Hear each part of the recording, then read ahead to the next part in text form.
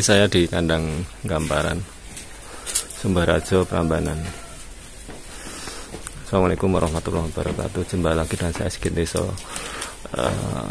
Rahmatkan barokah pada para penduduk dunia yang dirahmati Allah SWT. Kita ada kasus repeat breeding. Repeat breeding itu kawin berulang. Sudah kawin lebih dari 7 kali, Pak. Kawin berapa kali, Pak? Min? 5 kali. Udah kawin 5 kali. Ini biar cepat bunting, saya lakukan terapi infusi intrauterin dengan obat yang sudah saya buat untuk membersihkan kandungannya. Semoga nanti bisa cepat bunting. Di Jepang, Pak, di pepet mriku mawon di tali niku.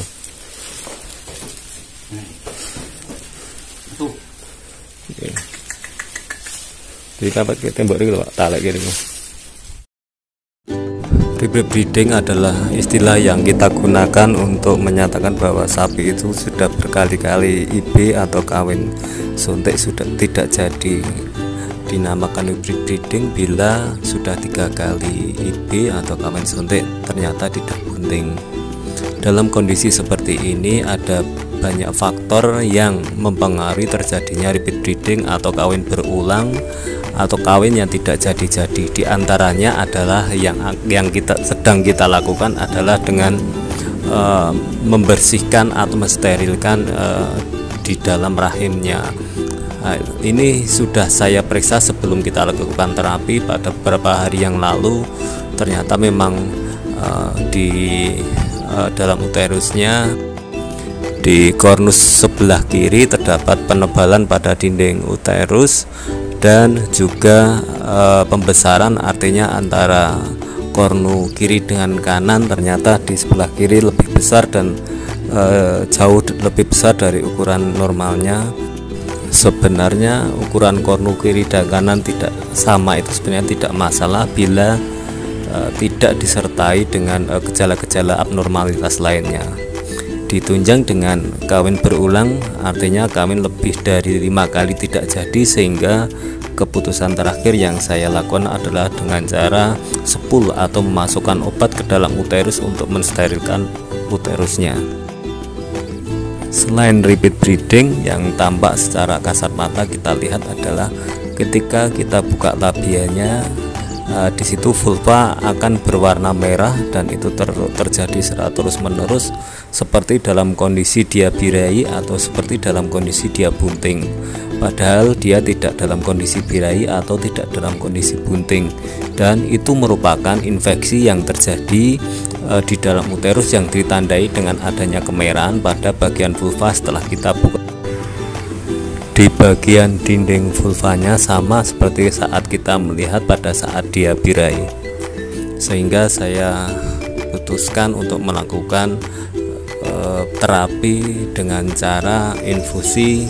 Saya memakai povidone iodin 1% untuk kita lakukan terapi pada uterus.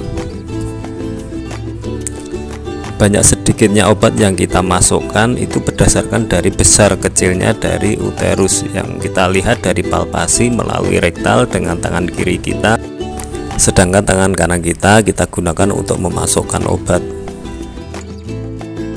Setelah dilakukan sepul atau infusi obat di intrauterin, sapi biasanya akan mengalami birahi setelah kurang lebih seminggu sampai 10 hari. Dalam hal ini sapi belum boleh dilakukan inseminasi karena memang belum bersih, sehingga inseminasi bisa dilakukan pada birahi yang kedua.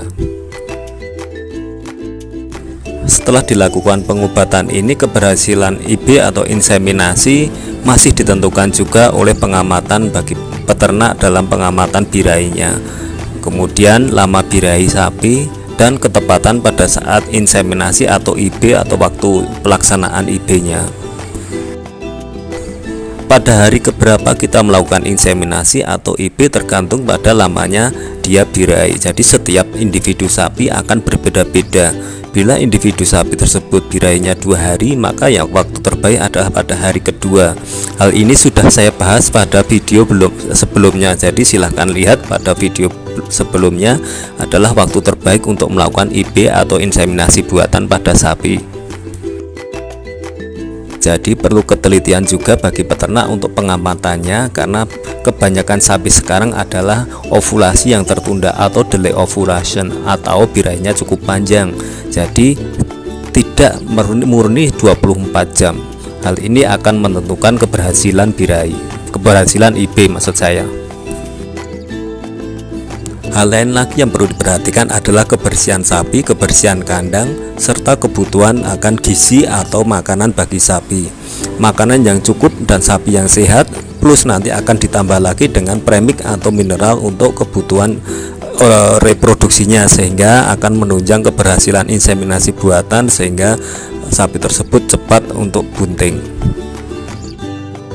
Demikian, salam sukses selalu untuk para peternak kita. Semoga ternak-ternaknya berkembang biak dengan baik dan tidak bermasalah.